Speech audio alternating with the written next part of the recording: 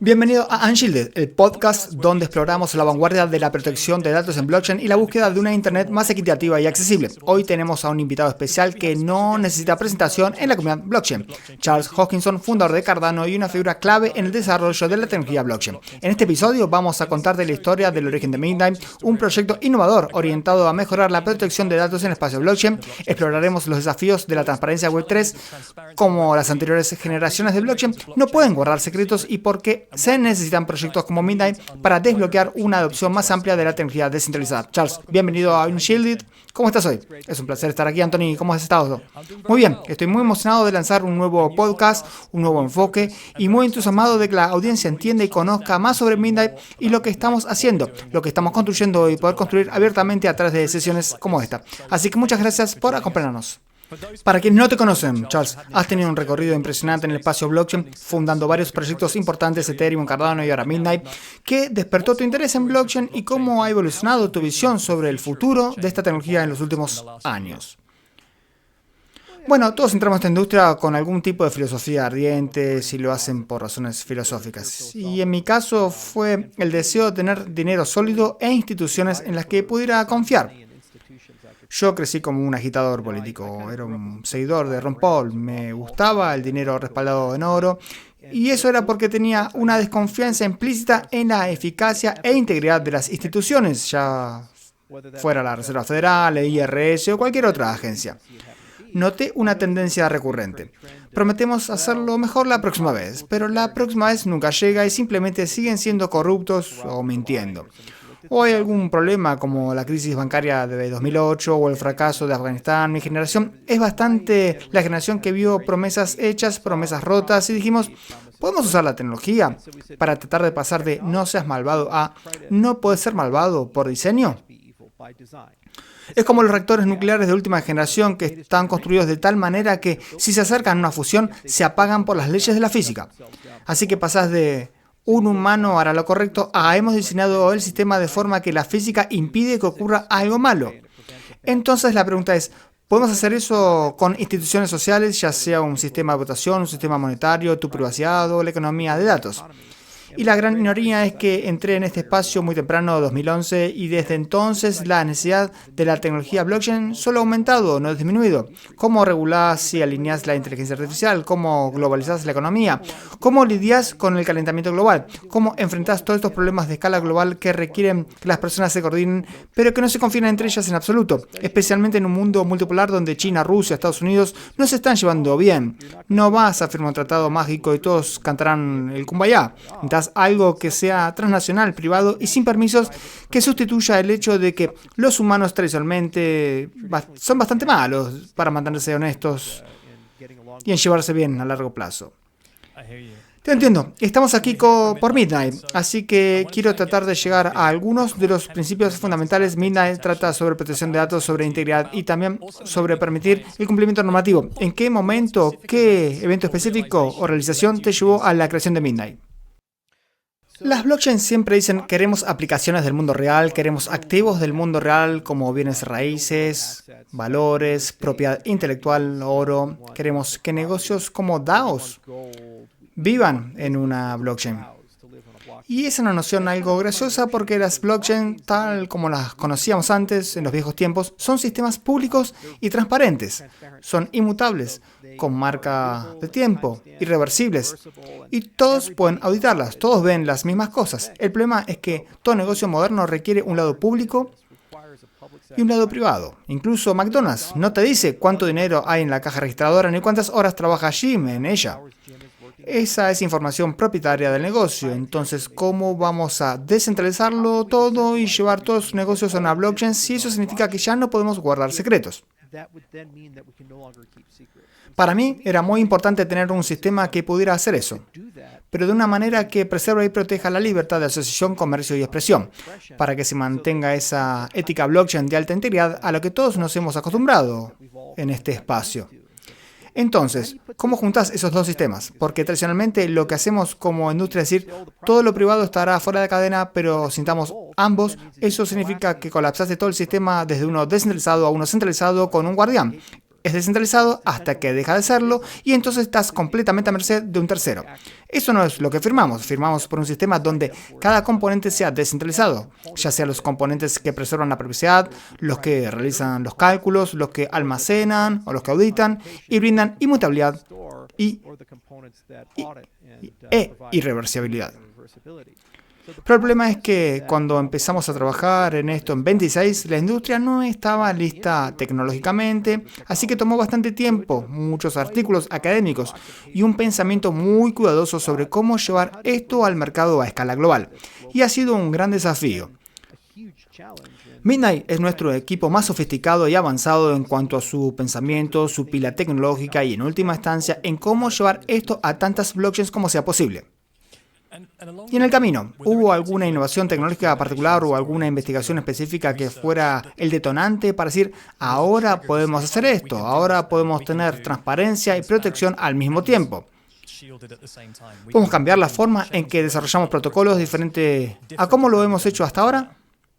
Sí, hubo una combinación de tecnologías que tuvimos que unir. Déjame mostrarte mi pizarra. La famosa pizarra, para eso estamos aquí. Este es un principio fundamental de este programa y lo que pretendemos hacer con Anshil. A medida que avanzamos, queremos mostrar, no contar, queremos demostrar tanto como sea posible. Y aquí está. ¿Puedes ver mi pizarra? Sí puedo. Bien, tenemos Midnight, escribí Midnight ahí como una pequeña prueba. Así que preguntaste por algunas tecnologías clave y la razón por la que es tan difícil construir algo como Midnight es que estás tratando de reconciliar tres cargas útiles diferentes al mismo tiempo. La primera es este concepto de identidad. Necesitas alguna forma de fusionar la identidad con las transacciones. En el espacio cripto tenemos el concepto DID, que significa identificador descentralizado.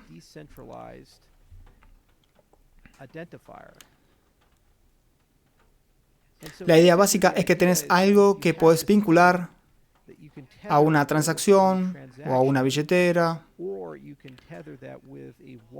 o a alguna forma de cuenta asociada con una persona. Y luego puedes construir sobre eso un concepto de régimen de divulgación.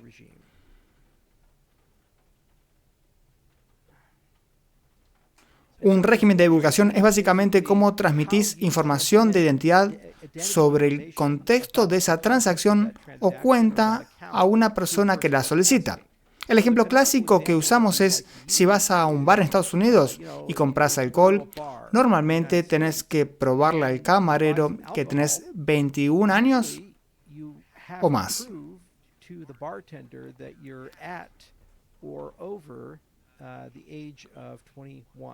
Tradicionalmente lo hacemos mostrando una licencia de conducir. El camarero dice, bien, tenés 36 años. Ok, pasa. ¿Pero solo saben que tenés 36 años? No, saben mucha más información, dónde vivís, tu edad exacta, tu número de teléfono, lo que haya en la licencia dependiendo del estado, y en algunos estados incluso ponen el número de seguro social o si sos donante de órganos. Y todo eso cuando en realidad solo querían probar una afirmación binaria. ¿Tenés 21 años o más? ¿Sí o no? Y hay muchas cosas en la vida donde hacemos esta parte. Pero en realidad deberíamos estar haciendo esta parte, donde preguntamos si tiene 21. La industria se unió en 2013 y comenzó un viaje de 10 años para crear el DID, identificador descentralizado, y una pieza de tecnología complementaria llamada AnonCreds. Básicamente, estas dos cosas juntas te dan la capacidad de comenzar a introducir identidad en el sistema de manera no enlazable, lo que significa que preserva la privacidad. Desde fuera, la gente no sabe quién sos, pero tenés un sistema de pruebas para demostrar afirmaciones arbitrarias. ¿Sos mayor de 21 años? O podrías verificar declaraciones, por ejemplo, como sos un inversionista estadounidense exento bajo la regulación D, o sos un inversionista acreditado, sos ciudadano estadounidense o estás bajo la jurisdicción de Estados Unidos, estamos tratando con dinero posterior a impuestos, estás en una lista de la OFAC, básicamente cualquier cosa que puedas describir como una pregunta de sí o no. Hay un régimen donde puedes combinar estas tecnologías como AnonCreds y DID juntas. Así que creamos un marco llamado Atala Prism y básicamente ese es un sistema abierto multi-blockchain que ahora es un proyecto de Hyperledger. Ese fue uno de los primeros pilares, pero eso por sí solo no es suficiente. En segundo lugar, también necesitas esta idea de contratos inteligentes privados. Como mencioné, las empresas tienen dificultades para mantener secretos en la industria blockchain. Cuando escribís un contrato inteligente, el estado de ese contrato, es decir, el estado más los datos, todas esas cosas interesantes al interactuar con él, son públicas. Así que todos los titulares, todo el dinero comprometido ahí, si es un DEX, el libro de órdenes de negociación, todos estos tipos de cosas. Pero los regímenes regulatorios y la privacidad realmente requieren la capacidad de tener los dos lados, un estado público y un estado privado. Y el problema es que hacer eso a escala con un sistema distribuido es algo súper difícil y no había un marco claro para ello. Entonces lo que hicimos fue inventar una nueva tecnología llamada Kachina. Y escribimos un documento sobre ello en 2020. Puedes ver que es un documento muy largo, 88 páginas, y hay un montón de cosas interesantes. Pero Midnight básicamente descubrió cómo implementar esto y construirlo de una manera donde tuvieras un modelo llave en mano, donde vos como desarrollador puedes separar y decir qué parte de tus contratos es pública y cuál es privada, y cómo gestionar ese estado privado y hacerlo de una manera en la que puedas escribirlo en TypeScript. TypeScript es como JavaScript, básicamente, así que desde la perspectiva del desarrollador, pueden escribir un solo contrato inteligente y simplemente hacer algunas cosas, todo ya integrado, pero entonces ese contrato inteligente puede distinguir lo que es público y lo que es privado. Cuando superpones ese primitivo con un DID, entonces tenés un régimen de divulgación. Y cuando juntas esas dos cosas por primera vez, puedes empezar a hablar de activos del mundo real, puedes hablar de tokens de valores, puedes hablar de propiedad intelectual y puedes hablar de un montón de cosas diferentes que ahora mismo son súper difíciles de poner en una blockchain. Y puedes automatizar todo el régimen regulatorio. Pero como que también hay una tercera parte, y esa tercera parte es este concepto de consenso multirrecurso, MRC. Y escribimos un documento llamado Minotaur, y creo que este es probablemente lo más genial de todo lo que hemos hecho. Los contratos inteligentes privados son súper difíciles porque tenés que hacer todas unas cosas raras con snarks y hay un montón de tecnologías increíbles aquí. Y la entidad es súper interesante porque generalmente la llamamos a eso SSI, pero el consenso multirrecurso es algo que ni siquiera sabíamos que era posible. Este es un espacio de Twitter con Mario y su equipo. Había miles de personas ahí debatiendo entre prueba de trabajo y de participación. Es este mecanismo de control para tu criptomoneda, cómo se crean los bloques. Bueno, y si pudieras tomar tu mantequilla de maní y tu mermelada y unirlas y tener un sistema de prueba de trabajo y de participación o una prueba de X, más. Así que podrías tener arbitrariamente muchos algoritmos de consenso juntos. Porque es importante. ¿Es esta una herramienta útil solo para un grupo pequeño de personas? No, este es el futuro de toda la economía cripto. Hay literalmente billones de dólares en transacciones y comercio que necesitan realizarse aquí. Y tal vez, solo tal vez, a Ethereum le importa eso. Y tal vez, solo tal vez, a Solana le importa. Y tal vez, solo tal vez, a Bitcoin le importa. Y tal vez, solo tal vez, a Cardano también. Entonces, si tienes un algoritmo de consenso de múltiples recursos que tiene una prueba de X aquí, otra prueba de X allá y otra más allá, entonces tenés prueba de trabajo en Ouroboros y eso es Casper, y tiene una prueba de historia en Solana. Lo que puedes hacer es encadenar estas cosas y otras redes para mantener el estado de una especie de capa 2 para todos. Y eso habilita el concepto de una dApp híbrida. Esto creo que es lo más genial.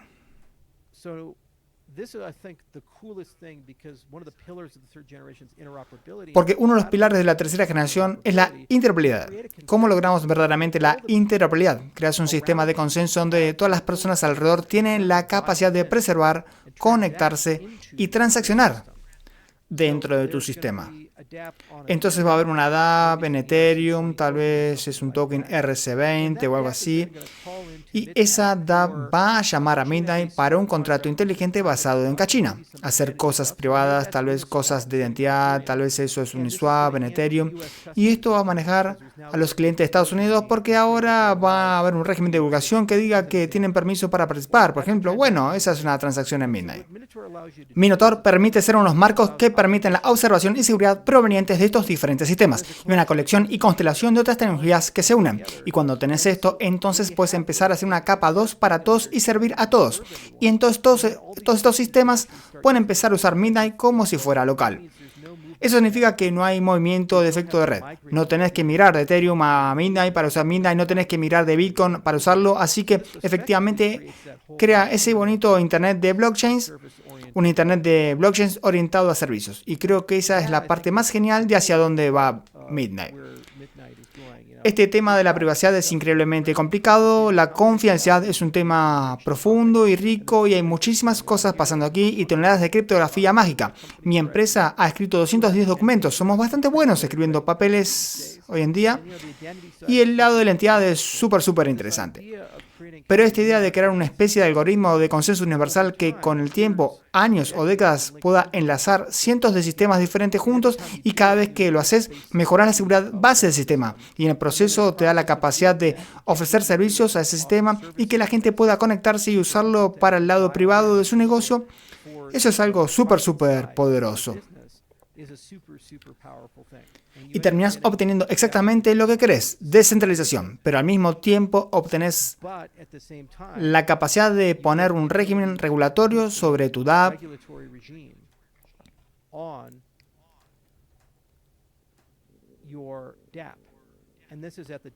Y eso es a nivel de dApp, no a nivel de protocolo. El protocolo básicamente trata todo por igual. Y a nivel de dApp, vos decís cómo se ve tu régimen. Entonces puedes imaginar un negocio y tu negocio podría ser una DAO y podrías decir algo como, ok, recursos humanos y el SEO, estos chicos pueden ver todo. Mientras que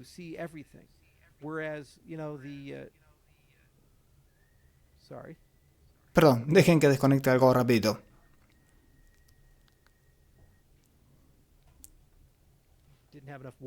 No tenía suficiente agua en el dispositivo, así que me empezó a gritar. Quizás el CTO no puede ver los registros de RR, de recursos humanos, ni los archivos personales. Un régimen de divulgación básicamente determinaría quién puede ver qué datos, dónde. Y es un componente esencial para cada empresa, para cada régimen regulatorio, incluso en tu propia casa. Tal vez no quieras que tus hijos puedan ver tu cuenta bancaria o algo así, pero querés pagarles una mesada semanal o mensual o algo así. Es el núcleo de todo esto, la idea de que las blockchains deberían ser capaces de guardar secretos. Y el punto clave es que no deberías querer forzar a la blockchain a abandonar su efecto de red. Querés que las dApps de cada blockchain puedan, mediante APIs muy fáciles de usar y otros métodos, conectarse a un sistema y hacerlo de forma orientada a un modelo web. Así que usas TypeScript en este caso particular y en el proceso eso te permite traer los billones de dólares de activos y actividades del mundo real al espacio blockchain. Brillante introducción, Charles. Muchas gracias. Encantado de ver la pizarra, como siempre. Mencionaste que las blockchains no pueden guardar un secreto y creo que las generaciones anteriores de la tecnología blockchain eran reconocidas por su transparencia, reconocidas por reconfigurar la forma en que confiamos entre individuos y organizaciones. Pero hay limitaciones, ¿verdad? Todavía no hemos visto una adopción generalizada de las blockchains tanto como podríamos haber esperado hasta este punto. Mucha más opción de dApps y mucho de eso se reduce a lo que describías, la capacidad de tener privacidad y transparencia juntas a nivel de protocolo. ¿Podrías ilustrar para aquellas personas que tal vez no entienden tanto las generaciones anteriores de blockchain o protocolos como vos, dónde falla eso? Bueno, el problema es que tenés que poder verificar las cosas en el sistema. Así que la magia de un sistema blockchain es que tenés un bloque génesis y un algoritmo para cambiar el sistema con el tiempo. Y el gran problema es que todos tienen que poder verificar que las cosas que están ocurriendo son legítimas. Por naturaleza, las blockchains tienen que ser sistemas transparentes, porque ¿cómo puedes revisar el trabajo si no puedes ver el trabajo? Entonces tenés que inventar algún tipo de criptografía superpoderosa, en este caso se llama criptografía de conocimiento cero, y es como esa prueba de que tenés 21 años o más, o tenés un sí o no para ello, puedes probar que algunos datos son legítimos sin revelar los datos. Estas técnicas existen desde los años 80, pero la industria blockchain es la primera industria que las ha adoptado y hecho suyas, y están construyendo todo un universo de cosas donde probás que algo existe sin revelarlo, probás que algo es legítimo, y lo puedes auditar sin ver el elemento subyacente. Eso es extremadamente difícil de hacer. Y hay muy pocas empresas en el mundo, excepto Input Output y unas pocas más, que tienen las habilidades necesarias para hacer eso, porque no había muchas personas que estudiaran este tema en particular de criptografía de conocimiento cero. Antes que llegara la industria blockchain, probablemente había entre 500 y 1000 criptógrafos en todo el mundo que escribían artículos sobre criptografía de conocimiento cero. Así que era un campo muy especializado, muy artesanal. Y de repente llegamos al espacio blockchain y dijimos, quiero tener una elección donde pueda contar mi voto, verificar que fue contado correctamente y la integridad del sistema de votación, pero sin revelar mi voto públicamente. Está bien, podemos hacer eso. Se llama una prueba de conocimiento cero. Pero, Dios, ¿cómo lo haces? Oh, hombre, una cosa es saber teóricamente cómo hacerlo a partir de un artículo y otra muy distinta es escribir el código, desplegarlo e implementar el sistema. Y el problema es que si lo haces mal, puedes tener un fallo catastrófico porque no tenés transparencia global. No puedes simplemente ver algunos datos y revisarlos vos mismo si hay un problema con el sistema de pruebas. Puedes incluso falsificar una prueba o algo así. Y ha habido errores muy famosos a lo largo de la historia de nuestra industria con este tipo de cosas. Así que son las barreras por las que la mayoría de los sistemas blockchain no han adoptado esta tecnología. La otra cosa es que hasta hace poco el rendimiento y la escalabilidad simplemente no estaban ahí. Se necesita tanta computación adicional para ofuscar y construir estas pruebas que cuando miras un sistema a escala global con millones o miles de millones de personas, computacionalmente hablando, no va a escalar para poder hacerlo. Y solo recientemente hemos desarrollado protocolos de próxima generación que tienen la capacidad de incorporar estas cosas. Entonces es una combinación de habilidades especializadas, tecnología, una combinación de protocolos inadecuados y una combinación de ineficiencia computacional, lo que impidió que esto llegara a nuestras industria. Y luego el otro lado de esto es cómo logras que la gente lo adopte y lo descentralice. La mayoría de la gente ha optado por el enfoque voy a construir otra blockchain más. Y si todos migran hacia mí, esa es la única forma de que esto va a funcionar. Y la realidad es que, bueno, hay 30.000 de estas condenadas blockchains. Probablemente si estás entrando en un espacio donde tenés que conquistar a todos por efecto red, no va a despegar, porque incluso si tenés una gran tecnología, en algún momento los inconvenientes encontrarán la manera de adoptarla y dado que tiene el efecto red, no se puede competir ahí.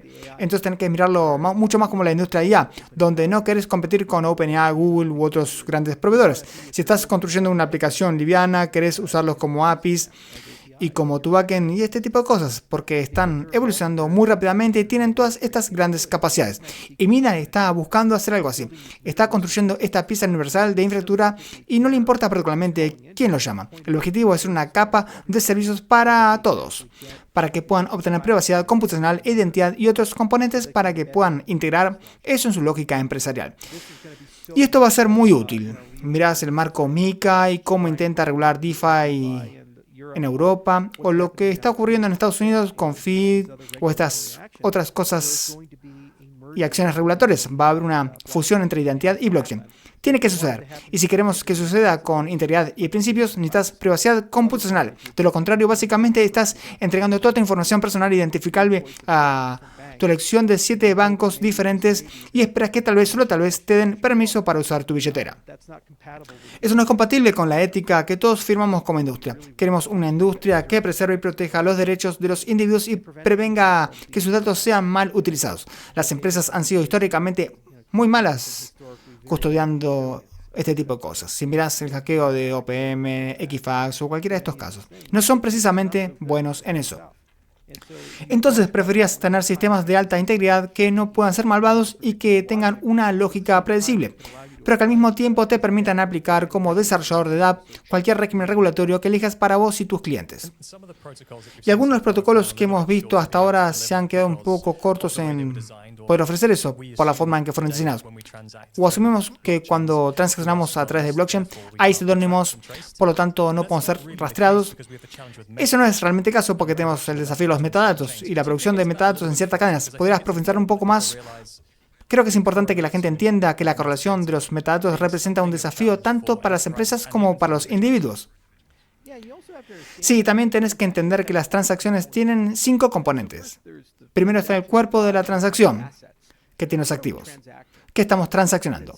Y segundo, no solo se mueven activos, sino que se mueven entre actores. Así que hay personas involucradas o empresas, uno a uno, uno a muchos, muchos a uno, muchos a muchos, pero hay alguna noción de personas. Luego, tercero, tenés los metadatos. Eso es quién, qué, cuándo, dónde y por qué. Hay una gran diferencia entre retirar dinero en un cajero automático en el Festival de Renacimiento o en el Distrito Rojo. Es la misma cantidad de dinero, pero tal vez hay una intención diferente con ese dinero, ¿cierto? Y cuarto, hay un entendimiento contractual. ¿Qué estás comprando con eso? ¿Qué estás haciendo con eso? ¿Es una donación o a tu organización benéfica favorita? ¿Es una transacción comercial donde se supone que van a cortar el césped por $100 o algo así?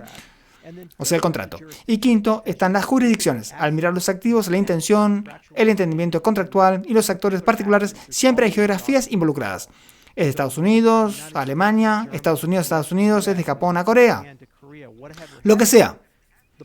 El problema es que en un mundo globalizado, cuando desagregas esto, se está volviendo demasiado costoso y difícil poder ordenar la regulación. Puedo construir una transacción en Bitcoin o Cardano que vaya a todos los países del mundo simultáneamente. Puedo transaccionar creando una billetera y tengo direcciones. Y cada una es propiedad de un actor nacional diferente. Corea del Sur, Corea del Norte, China, Rusia, Japón. Recorre toda la lista. Cada país del mundo, una dirección de billetera para cada uno. Y eso es uno a muchos. Así que esa única transacción está bajo la regulación de todos los países del mundo al mismo tiempo. Aunque esas regulaciones sean contradictorias. Pero desafortunadamente eso es lo que hace la tecnología. Y los regímenes regulatorios no están acostumbrados a este tipo de cosas. Tienen estas tuberías muy bien definidas que existen entre diferentes países. Y esas tuberías básicamente te dicen las reglas en base a los activos, los actores y los montos y ese tipo de cosas, cómo moverse de un lado a otro. La única forma de salir de esto es con regulación algorítmica. Y tienes la razón en enseñar que unos componentes más importantes son los metadatos, porque la naturaleza de los activos, los metadatos y la gobernanza de esas cosas filtran enormes cantidades de información personal identificable y enormes cantidades sobre tu intención comercial. Y en muchos casos, esa intención comercial es un secreto comercial. Mira ese como gran ejemplo de esto. Tenés todas estas personas alrededor del mundo diciendo necesitamos puntuar carbono de todo, tenemos que aplicar ESG en las cadenas de suministro. Bien, pero en el esfuerzo de medir la cantidad de carbono que produce su negocio, puedo mirar eso, hacer ingeniería inversa y averiguar cuántos iPhones está fabricando. O puedo averiguar cuál será el suministro de petróleo de la próxima semana o este tipo de cosas, lo que me daría una ventaja comercial para operar en los mercados. O como tu competidor, saber cómo se verán tus ventas antes de que las anuncies. ¿Ves? Necesitas tener privacidad en estos procesos y tiene que ser ubicua, cubriendo tanto los metadatos como los datos. Pero también querés que sea demostrable porque la gente necesita saber si sos neutro en carbono. La gente necesita saber si esto es de comercio justo, la gente necesita saber si estás usando tintes cancerígenos en tus textiles o este tipo de cosas. O ese litio se obtiene éticamente o vino de una mina en el Congo con un montón de niños. Tenés que saber estas cosas para vivir en una economía moderna. Y si vas a cualquiera de las COP o cualquiera de estos grandes eventos, no tienen una solución para esto todavía. Y aún así, si la tuvieran, ¿cómo lográs el cumplimiento? Porque China tiene un estándar, Estados Unidos tiene un estándar, Rusia tiene uno. Y no se están llevando muy bien ahora mismo. Las cosas no están tan bien geopolíticamente. Así que necesitas estándares transnacionales para este tipo de cosas. Así que tiendo a mirarlo desde una base transaccional y digo, ¿qué mejoras estamos haciendo? Y si haces mejoras en la representación de los activos, la representación de los metadatos, la eficiencia transaccional y cómo funcionan los contratos, entonces en algún momento puedes llegar a un punto donde tengas un nivel muy bueno de privacidad que proteja tus intereses comerciales propietarios, tus secretos de Estado, si sos un Estado-nación, porque tal vez Estados Unidos no quiere arreglar a Rusia todos los componentes que está comprando mientras los envía a Ucrania, o viceversa. Protege tus intereses soberanos como país, y lo hace con garantías matemáticas sólidas. Pero luego, como mencioné, puedes poner un régimen regulatorio, así que todavía puedes tener un mecanismo de supervisión que pruebe que el dinero no está siendo robado o que pruebe que sos un actor honesto. Los Estados-nación con presupuestos clasificados son un gran ejemplo. ¿Cuánto dinero va a la CIA en Estados Unidos? Y no es que vayan a darte un desglose por partidas al Congreso sobre en qué están gastando el dinero. No exactamente algo que vayas a obtener. Pero puedes, con pruebas de conocimiento cero y regímenes de divulgación selectiva, probar que el dinero no se gastó de ciertas maneras que son contraproducentes para la política nacional, por ejemplo. Lo genial de esto es que todos se benefician, desde la abuela de 85 años que intenta vivir en un internet sin contraseñas y no quiere que la hackeen, pero no tiene muchas habilidades técnicas, hasta un actor soberano que está haciendo geopolítica, hasta compañías internacionales, ya sea ExxonMobil, tratando de cumplir con ESG. ¿Y por qué blockchain? Tiene que ser blockchain, ya que no hay un solo actor que sea lo suficientemente confiable para centralizar esto. De lo contrario, estarías entregando el modo Dios a un organismo transnacional y no hay nadie que deba tener ese derecho. Vivimos en la era de globalización, ya pasamos por eso. ¿Y por qué Midnight? Porque fuimos los primeros en descifrar ese modelo híbrido de DApp, en imaginar los próximos 3, 5, 10 años. ¿Cómo puedes construir un sistema que sea un puente entre el mundo legado y el mundo Web3, que sea interpolable con la mayor cantidad de personas posibles y no requiere que las personas renuncien a su efecto de red ni a sus tokens existentes? Esa es la magia de lo que hemos creado. Y por eso tomó tanto tiempo hacer la investigación y fue necesario escribir tantos artículos, porque es un problema técnico tremendamente difícil de resolver mientras se preservan estas propiedades. Voy a pedirte que nos ayudes a contribuir a tomar todo este pensamiento complejo, toda esa investigación y muchos de estos ejemplos del porqué y quizás destilarlo. Si vamos a volver al pizarrón sobre cómo funciona eso con una transacción Midnight, cómo tenemos shielding, unshielding dentro de una sola DApp, o cómo tenemos la capacidad de que eso funcione de una manera diferente a cómo funciona en Cardano o Ethereum u otra blockchain hoy. ¿Podrías guiarnos a través de un ejemplo del funcionamiento? Puedo intentarlo. No quiero entrar en las entrañas de la criptografía de conocimiento cero. Al menos a nivel de proceso, ¿cómo vamos desde un flujo de trabajo tradicional hacia ese mismo flujo, pero con shielding y unshielding? Exactamente, todo comienza con los círculos Growth. Contame más sobre Growth. Ese es parte del desafío de las blockchains hoy en día, que la gente las ha explicado por cómo funciona y la tecnología increíble que está debajo de ellas.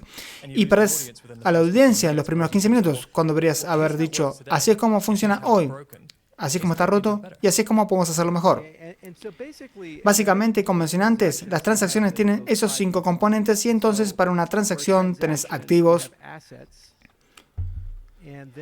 luego tenés personas,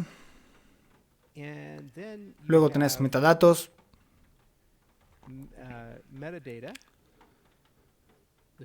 el quién, qué, cuándo, dónde, por qué, cómo. Y luego tenés entonces activos, personas, metadatos, el contrato, el entendimiento contractual, es decir, el por qué estoy moviendo ese dinero. Y típicamente tenés alguna forma de un régimen regulatorio. Y esas regulaciones pueden ser de Estados-nación, o pueden ser políticas internas o cosas por el estilo. Normalmente en el espacio blockchain, la mayoría de nuestro esfuerzo se dedica aquí, con los activos. ¿De acuerdo? Y decimos, ok, y las personas usualmente son tu sistema contable. En Bitcoin tenemos un sistema UTXO, que básicamente significa que tenés una entrada y una salida, envías de una dirección a otra. Ethereum tiene un modelo basado en cuentas, pero simplemente quiero enviar de Alice a Bob. Eso es lo que quiero hacer. Entonces, como los sistemas tradicionales te dan privacidad, es a través de este concepto de pseudo-anonimato. El pseudo-anonimato es básicamente la idea de que no escribirás el nombre de Alice y Bob. En su lugar tendrás dirección 1, dirección 2, y tu nivel de privacidad dentro del sistema se llama el nivel de enlazabilidad.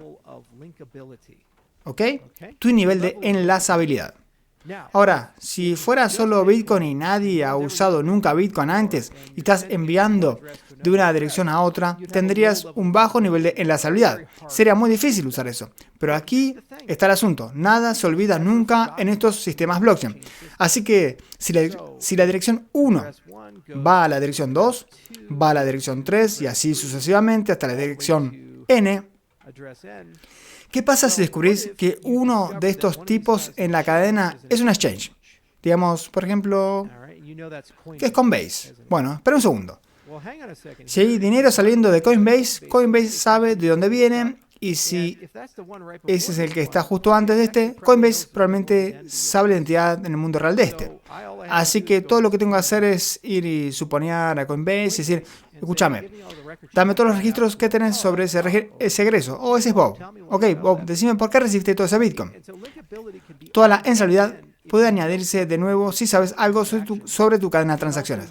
Y también puedes examinar los metadatos de cada uno de estos tipos de transacciones dentro del sistema. Y puedes comenzar a observar la geografía, dónde fueron transmitidas esas cosas, o puedes ver otros patrones dentro. Y en realidad hay empresas que esto es lo que hacen. Se llama Chain Analysis, etc. Y esto está bien si la intención es detectar evasión de impuestos y hacer cumplir la ley y este tipo de cosas. Pero el problema es que no solo al observar estas cosas aquí, con estos sistemas de pseudo-anonimato globales y filtras un montón de información personalmente identificable y privada, sino que cuando vas hacia aquí, el lado contractual y regulatorio, casi todo eso es completamente transparente. Así que no solo tenés usualmente un régimen capaz de identificar cuáles son los activos, quiénes son las personas, qué están haciendo, dónde lo hacen y cómo lo hacen, sino que además con la parte de contrato y regulación sabes exactamente lo que están haciendo. Entonces no es solo, hey, envié 5 Bitcoin de Alice Bob, es envié 5 Bitcoin de un DEX como Uniswap y lo usé para comprar algo de Litecoin o algo así. Sabes exactamente dónde se usaron esos fondos y cómo se usaron. Y no solo lo sabes hoy, lo sabes para siempre. Dentro de 25 años, saben que jugaste una partida de póker con Bob. Y aquí está el problema. ¿Qué pasa si las convenciones sociales cambian? Entonces, el ejemplo que me gusta usar para esto es el de la nación de Irak. Si vivías en Irak en los años 80, 90, 70, tenías que ser miembro del partido Baas. Si querías ser alguien importante, porque era un sistema de partido único. Había un solo dictador y eso era todo. Así que todo el mundo en Irak quería demostrar que era un buen seguidor leal del partido Baas. ¡Hurra! Ok. Espera un segundo. Después de que invadimos Irak y derrocamos al régimen, si eras miembro del partido Baas, te excluían de la vida pública. Así que ahora todos intentaban ocultar que eran miembros del partido Baas. Y lo mismo se puede decir sobre la desnazificación de Alemania o en Japón, pasar de Japón imperial a Japón moderno. Tal vez tu membresía o participación en una actividad hoy esté bien, pero dentro de 10, 20, 30 años ya no lo está, por los cambios de estándares sociales. Y puede ir en una buena dirección, como en el caso del partido Baas, o puede ir en una mala dirección, por ejemplo, Afganistán, cuando los talibanes retomaron el poder. Si trabajaste con Estados Unidos como traductor o en cualquier otro rol, te disparaban en la cabeza si descubrían que fuiste traductor para Estados Unidos, así que intentabas ocultar esa membresía. Pero el problema fue que se filtró la base de datos biométrica, entonces los talibanes pudieron identificar quiénes eran los traductores y sí, no les fue muy bien. Entonces, en general, es una muy buena idea cuando hablas de contratos, regulaciones y ese tipo de cosas, poder mantener estas cosas globalmente privadas. Tal vez llevándolo a un nivel más bajo, Charles, quiero decir, si pensás en las dApps que usamos en línea, si de alguna manera se ve comprometida tu dirección de billetera, podría ser simplemente tu billetera normal, ya saben cuántos activos tenés, con qué dApps has interactuado. Esencialmente es como hacer tu historial de navegador y tu cuenta bancaria pública para todo el mundo. Y puede ser que Chainalysis sea capaz de hacer esto, puede ser que alguien te doxee por accidente o puede ser algo tan simple como que tal vez pusiste tu nombre y apellido como tu dirección, Dios no quiera. Y luego lo conectaste a tu cuenta de Facebook, en cuyo caso ahora Mark Zuckerberg sabe sobre tu cuenta bancaria y tu historial de navegación en Web3. Y si lo bajamos a ese nivel, hay una gran cantidad de personas ahí afuera que sospecho que están haciendo esto creyendo que están operando bajo pseudo-anonimato y probablemente no entienden del todo las implicaciones. Exactamente. O en el proceso de hacer esto, filtras un montón de datos y luego lo usan para entrenar la IA y la IA puede robar tu voz, como aprendió Scarlett Johansson, o la IA puede robar tu música, como se queja Snoop Dogg, o cosas por el estilo. Entonces, en general, lo que querés es un sistema donde tu uso del sistema sea globalmente privado, lo que significa que los actores externos no pueden saberlo, pero que tenés alguna capacidad de régimen de divulgación, porque entonces lo que podés hacer es sentarte en una negociación con el actor interesado, ya sea un regulador o un mecanismo de supervisión para tu entendimiento contractual, y puedes decir, ok, ¿quién ve qué? ¿Dónde? Y en el proceso, eso es lo único que pueden ver. Y tenemos una garantía matemática de eso. Eso es absolutamente esencial a medida que el comercio mundial se vuelve más global, porque vivimos una era donde nada se olvida jamás. Si viéramos una era donde las cosas se tiran cada pocos años, podríamos al menos argumentar que solo bueno recorrerán por un tiempo. Pero ahora, lo que comiste el de desayuno cuando tenías 12 años, hace 25 años, probablemente alguien ya lo sabe. Lo cual es algo bastante asombroso. Y el problema es que no podemos predecir cómo sucederá eso en 20, 50, 75 años o cosas por el estilo. Especialmente mientras los temas sociales rebotan de un lado a otro. Mira, yo crecí, Roe, versus Wade era la ley del país, ahora ya no lo es. ¿Y qué pasa si algún estado aprueba una ley que dice que el aborto retroactivamente es ilegal y que cualquier persona que tuvo uno es un asesino o algo así? Bueno, el problema es que nada se olvida jamás. Es bastante fácil encontrar a esa gente. Así que es un derecho humano cuando lo pensás decir, vivimos en un mundo donde globalmente hablando sea privado pero tengas un régimen de divulgación y tratar de descifrar cómo hacer eso en el espacio blockchain es el núcleo del proyecto. Y en cuanto a la tecnología, ya sabes, ¿cómo haces esto? Estas cosas cambian con el tiempo. Hay todo tipo de cosas, como los NARC, que son argumentos no interactivos sucintos de conocimiento. Luego tenés algo llamado Halo, y ... Hay todos estos diferentes marcos y tecnologías, pero eso no le sirve de nada a la gente si tienen que entender cómo funciona. Es tan útil como la programación si tuvieras que entender cómo funciona el microchip y ser capaz de escribir en assembly. Y desafortunadamente, así como la mayoría de estos marcos de privacidad están para el desarrollador, tenés que tener suficiente entendimiento de la mecánica de estos sistemas como para básicamente a nivel de circuito poder construir tu propio régimen de privacidad. Lo que hace que Midas es tan especial es que dice, mira, vos vas a escribir un contrato y una transacción usando TypeScript, que es el lenguaje de la web. Más o menos lo que querés hacer. Y luego el resto será resuelto por la infraestructura. Entonces sos capaz de incrustar eso como que lo integrás en tu aplicación. La DApp a la que siempre me gusta volver una y otra vez, porque lo ilustra, es un DEX. Y esto no es algo hipotético. Uniswap acaba de recibir una notificación de Wells y una gran parte de la preocupación regulatoria es que cuando un DEX hace algo es muy difícil para los gobiernos saber quién está intercambiando y comerciando. Los exchanges son instrumentos muy bien regulados, tienen que obtener licencias especializadas por una variedad de razones, entonces tenés todo este dinero que entra en un DEX, ocurren cosas dentro de él, y luego tenés todo este dinero que sale de un DEX, ¿ok? Y el problema es que fuera de la seguridad de ese sistema es muy difícil saber de dónde viene ese dinero y a dónde va. Y eso es antiético a unos 100 años de regulaciones que tenemos con los exchanges para las personas. Así que lo que están haciendo los reguladores es decir, bueno, si no conocemos las entradas y salidas, simplemente eliminemos los DEX por completo, digamos que son ilegales y cerremos todo. En cambio, lo que querés hacer es construir un sistema donde la liquidación sea cumplimiento. ¿Qué significa eso?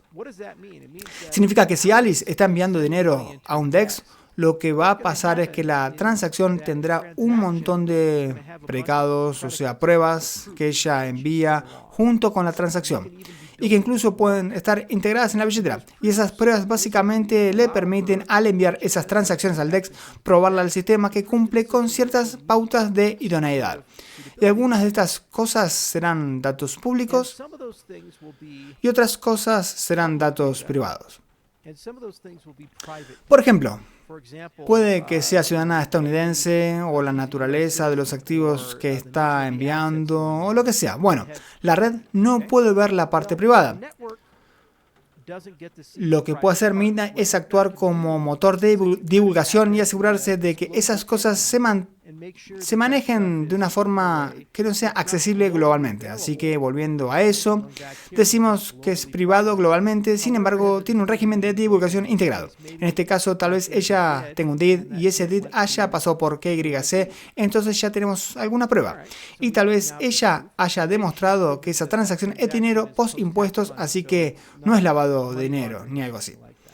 Ahora, el DEX es un contrato inteligente, no hay un actor centralizado, solo tiene una lista blanca que dice, ok, tenés que tener este tipo de pruebas y esas pruebas tienen que estar firmadas por el siguiente conjunto de agencias o lo que sea, pero el momento en que eso se liquida al DEX significa que está completamente regulado y todo está bien, pero sigue siendo una aplicación completamente descentralizada. Y el que instanció ese DEX no obtiene ninguna desinformación, en realidad existe en otro lugar y hay un proceso de preparación y cuando el dinero sale, es la misma situación. Entonces, ¿qué significa eso? Significa que puedes construir un DEX completamente en cumplimiento, con regulación algorítmica y sin pérdida de información personal identificable privada, porque al final del día estas pruebas están un poco automatizadas y están integradas en la billetera de todo eso. Desde su experiencia, ella simplemente está enviando una transacción, como solía hacerlo al enviar una transacción a Uniswap. Y eventualmente todas estas cosas podrán escribirse en algoritmos y librerías, y como desarrollador de aplicaciones simplemente las llamás como una API. Así que si este es un usuario alemán, vas a la librería alemana, es un usuario estadounidense, vas a la librería estadounidense y el contrato sabe cómo resolver todo. Y luego para la parte privada de esa información se llama una API de la red Midnight. Hay contratos inteligentes y aplicaciones que la gente construyó en Midnight y básicamente resuelven todo eso. Así que creo que eso es algo que podríamos ver como caso de uso en 3-5 años. Y muchas jurisdicciones van a amar esto porque básicamente hace su trabajo mucho más fácil. De lo contrario, tenés este caos y hay una tensión constante porque el mundo del legado dice muy claramente que esto es ilegal, no puedes hacerlo. Pero luego tenemos este mundo DeFi. Y el mundo DeFi es como, pero lo queremos. Eso es lo que dicen. Entonces tiene que haber algún tipo de compromiso y el compromiso consiste en decir, bueno, si tengo una situación en la que puedo probar usando algún tipo de proceso descentralizado, automatizado, que es resistente a la censura, que no soy un actor malicioso usando este sistema y no filtra mi información personal identificable, es privado globalmente, ¿estarías dispuesto a comprometerte ahí?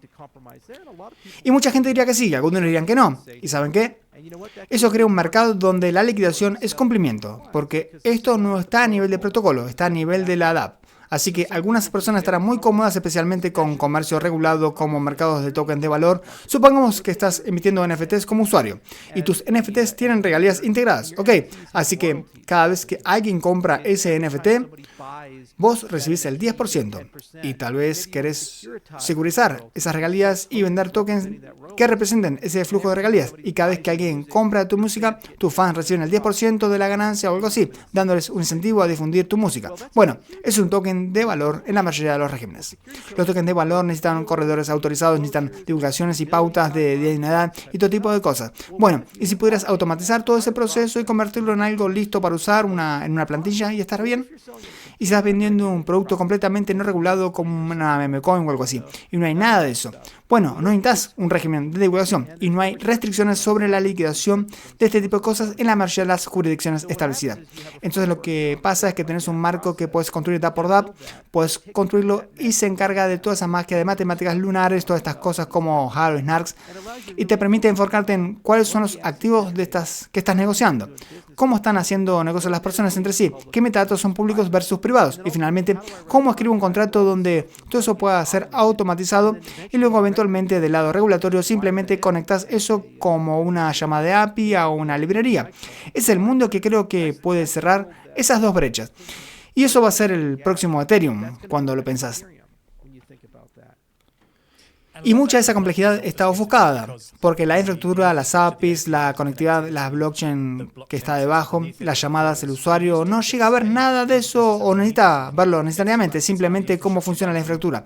Cuando compras y vendes acciones en línea, no ves ninguna de las liquidaciones, no ves nada del tema del corredor autorizado, solo entras al sitio web, pones tus credenciales, tal vez haya un paso adicional, en este caso necesitas tener tu credencial que ha sido emitida por alguna entidad y pasas por el flujo. Es como agregar un segundo paso de verificación.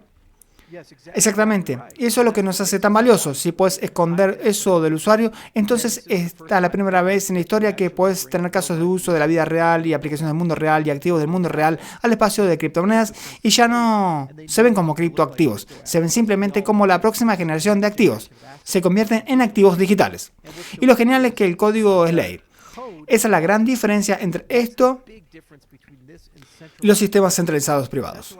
Los sistemas centralizados y privados estás completamente a merced de lo que demonios esté haciendo la gente con esas cosas, como OpenAI cuando usas ChatGPT. Lo que envíes, esperas a Dios que lo estén usando con sabiduría y juicio. Y que dentro de 25 años no descubran tu fetiche de My Little Pony o algo así. Esperas que estén siendo honestos. Con estos sistemas no esperamos, sabemos desde el principio cuáles son los términos y condiciones.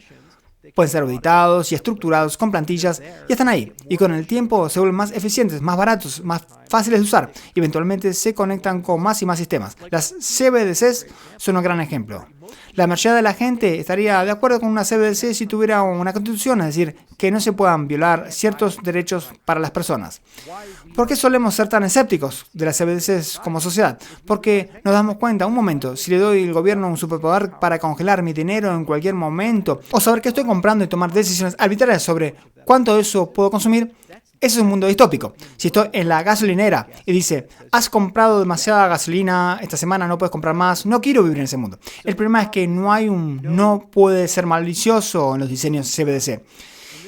Y es el punto de tecnología como Midnight, que te dice desde el principio exactamente qué se puede hacer y qué no se puede hacer. Y lo sabes en cada edad. Y creas un mercado para este tipo de cosas y la infraestructura se encarga de eso. Y lo que hace es decirte como desarrollador tu nivel de complejidad solo necesita ser el mismo que usas para escribir aplicaciones web y sitios web. El mismo que usan millones de desarrolladores en todo el mundo. No necesitas hacer un doctorado en criptografía ni conocer todas esas matemáticas lunares mágicas, ni saber cómo funcionan estos circuitos, porque ya están comercializados. Y aunque son complicados, van a estar cambiando todo el tiempo, van a salir las últimas innovaciones. Deja eso a las personas con doctorado que discuten esos detalles finos. Vos no querés saber de dónde se genera la electricidad, no querés saber cómo funciona el motor del coche, no querés poder arreglar el panel eléctrico de tu casa. La gran mayoría de las personas no pueden hacer esas cosas a escala. Pero está bien, la sociedad moderna funciona porque toda esa complejidad está ofuscada. Y esa fue un poco la magia del iPhone. Tomó toda esa complejidad que tenía la informática y la cambió a una interfaz donde haces clic en un botón y mágicamente aparece un mapa y ahora puedes navegar con él. Haces clic en un botón y aparece un navegador y puedes encontrar cosas y hacer preguntas. Eso es lo que buscamos como consumidores. Y es el punto en el que el público general finalmente está listo y cómodo para entrar al espacio de las criptomonedas. Fantástico, y esperemos un buen comienzo para el podcast Unshielded. Eso concluye la primera parte de nuestra inmersión profunda en la historia del origen de Midnight con Charles. En nuestro próximo episodio continuaremos la conversación para discutir casos de uso que hacen que Midnight destaque en el espacio blockchain. Asegúrate de sintonizar la parte 2, donde también hablaremos de los próximos pasos para escalar Midnight en 2024 y su interoperabilidad con otras blockchain como Cardano y más allá. Y recordá, si disfrutaste este episodio, por favor suscríbete, calificalo y deja una reseña. Tus comentarios nos ayudan a traer conversaciones más enriquecedoras y nos permiten mejorar el contenido para episodios futuros. Gracias por escuchar y nos vemos en el próximo. Unshielded es traído a vos por Midnight. Para saber más sobre cómo la red Midnight está ayudando a construir un internet más equitativo y accesible, visita nuestro sitio web en Midnight Network. Recordá buscar Unshielded en Apple Podcasts, YouTube, Spotify, donde sea que escuches tu podcast. Y asegúrate de suscribirte para que nunca te pierdas un episodio.